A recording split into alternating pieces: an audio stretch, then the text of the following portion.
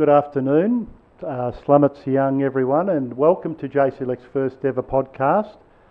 My name's Ben Condon, the Head of Education and Training Support, and it is my great pleasure to have my first ever podcast with the New Zealand Ambassador Delegate to Indonesia, His Excellency Mr. Phillip Taula. Thank you so much for agreeing to do this, Phillip. Thank you so much for coming to JCLEC today. So welcome. Thank you. Kia ora, Pak Ben. It's a real honour. My name is Phillip Taula. I've recently been appointed Ambassador Designate to Indonesia for New Zealand. Just 3 months ago I started in the embassy in Jakarta.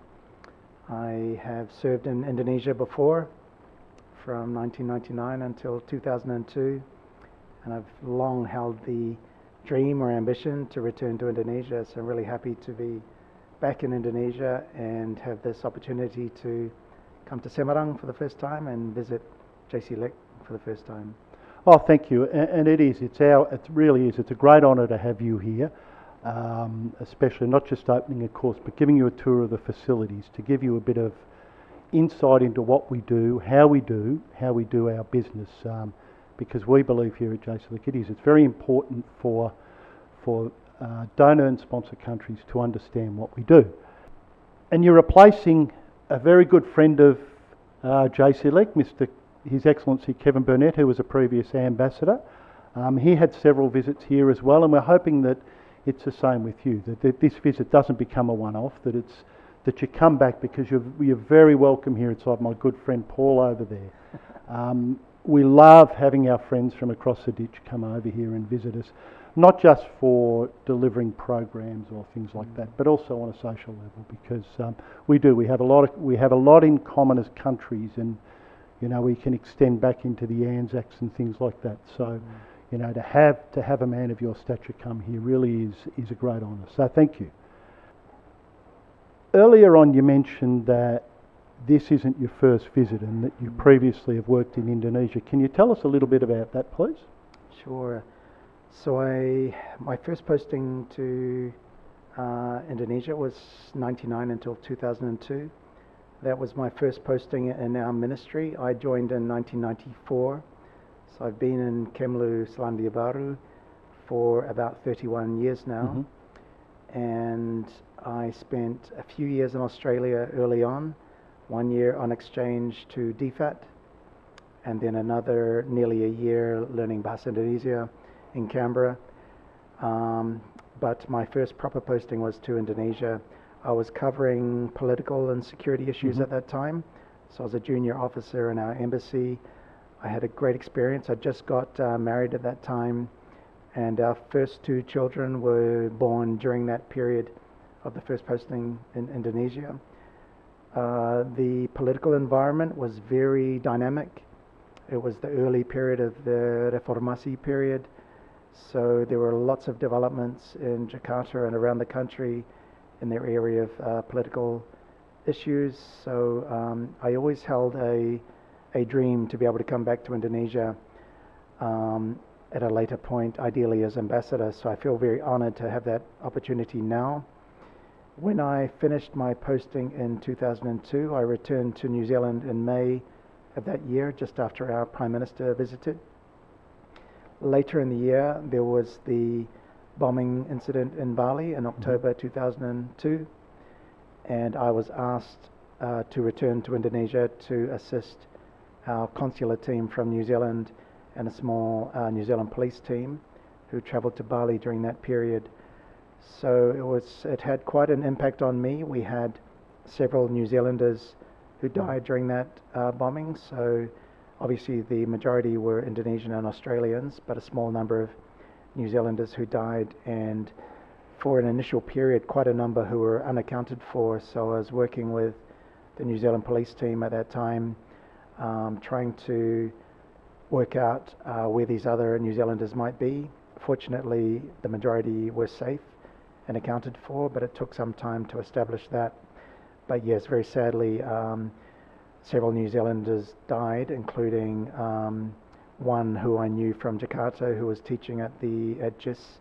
He was a dual New Zealander, British national, a teacher at the school who also played rugby, and there was a rugby tournament in Bali that weekend. So a number of the participants in the tournament from around the region were caught up in the bombing. So it was a very sad time, and to see that time, that was my last visit to Bali, October 2002, to see the devastating impact on tourism and the economy in Bali.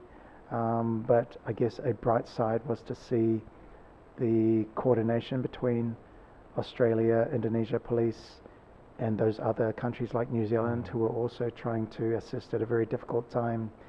So it's been quite impactful to visit JCLEC, to know that the origins of JCLEC were partly about what happened in Bali at that time, and to see the cooperation with Indonesia police, Australia, New Zealand and other partners, and to see how far that cooperation has come and is now being able to be extended around the region as well. I think that's a really encouraging sign to see how valuable that development has been, and how other countries are now learning from the experience of JCLEC and learning from Indonesia police about how to deal with those sorts of situations. So I'm still early on in my time in Jakarta, but really impacted by this visit to see how impactful that training is to countries around the region.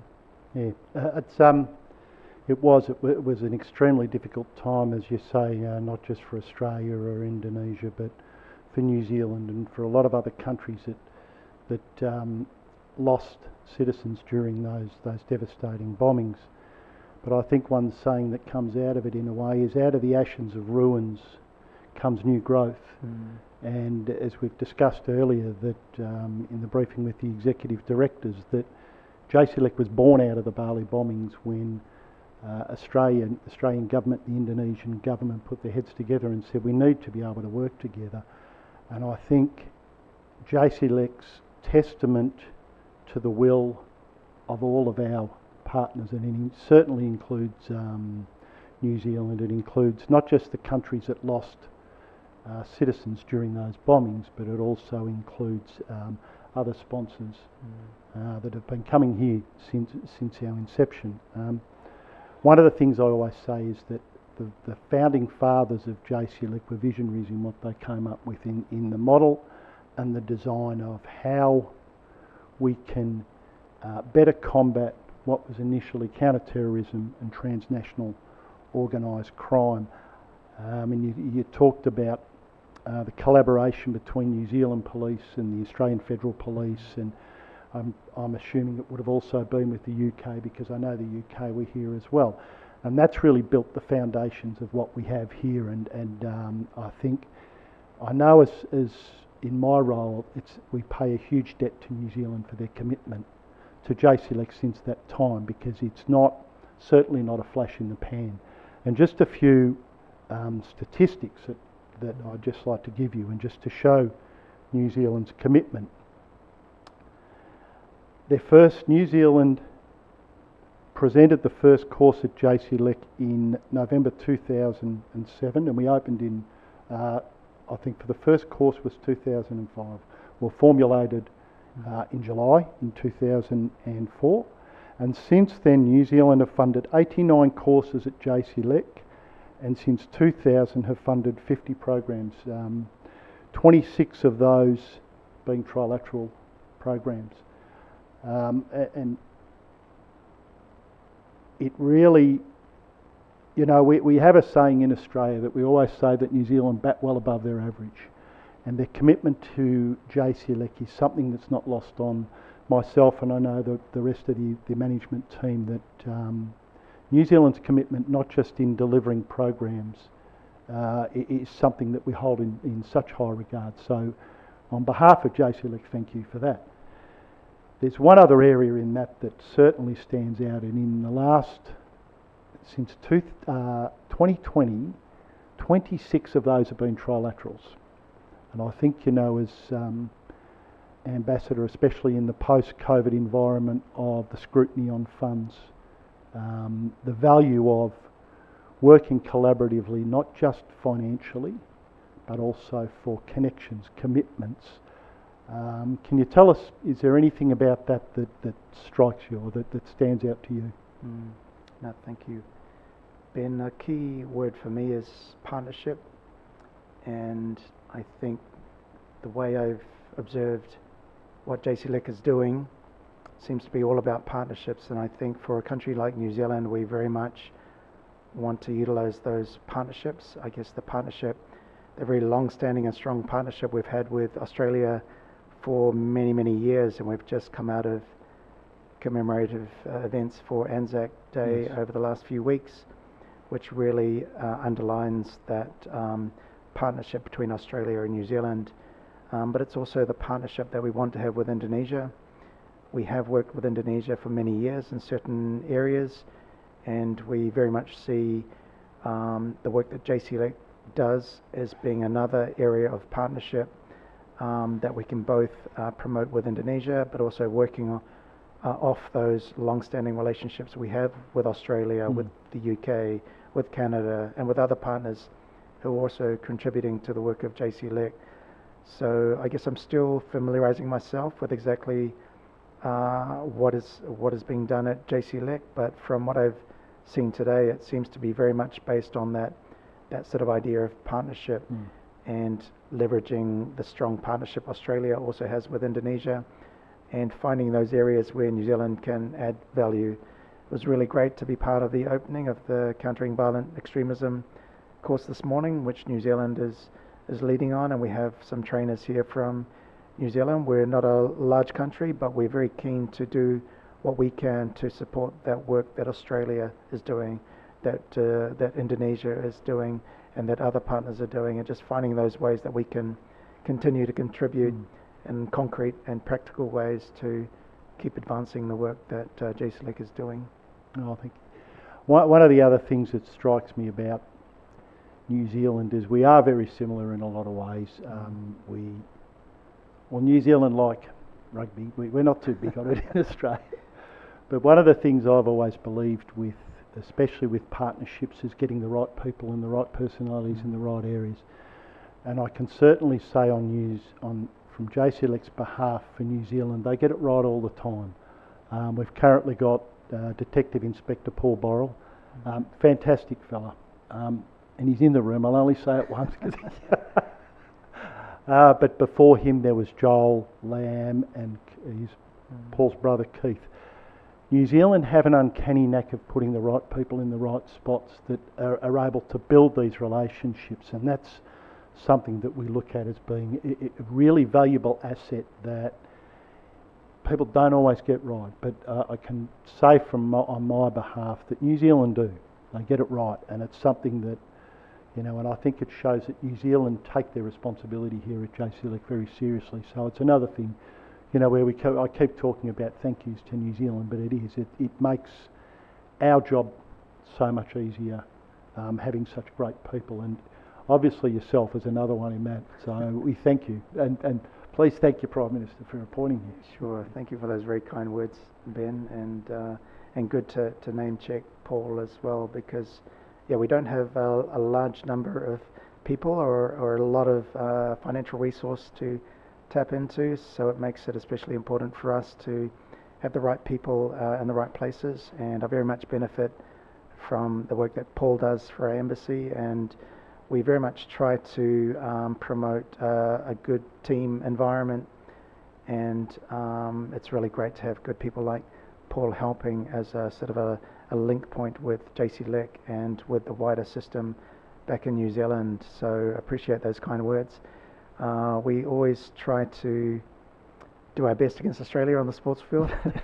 You always beat us. Come on, let's be honest. On the rugby field, but a number of other sports where Australia has our number, so we take those victories where we can. Our cricket team is usually sort of up and down and not so good in key moments against Australia, so we know how it feels to be on the receiving end. But I think all the sort of sports field aside, and the odd other thing like whoever makes the best pavlova or the best wine, we do very much value deeply our relationship with Australia, and we are very alike in many ways. Yeah, I'm not sure if it's because of the number of Kiwis who are now living in Australia, including my daughter who just moved recently. But yeah, we work very closely with Australia, and we want to keep working with Australia in the wider region, in Southeast Asia, but also in the Pacific.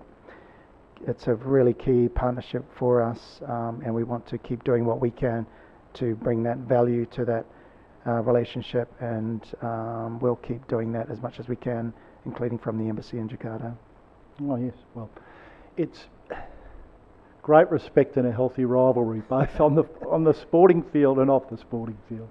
Yeah, but it is. There's a special connection between Australia and New Zealand. And, you know, as I said earlier, can go way back to the Anzacs, and it is. It is a Five Eyes partnership here. All of the Five Eyes, as I've mentioned, are here, but certainly having that New Zealand flavour and the New Zealand input here really is. It's so valuable. One of the other things that I suppose we want to thank but also touch on is, as you mentioned earlier, that small nation with, I suppose, limited funds.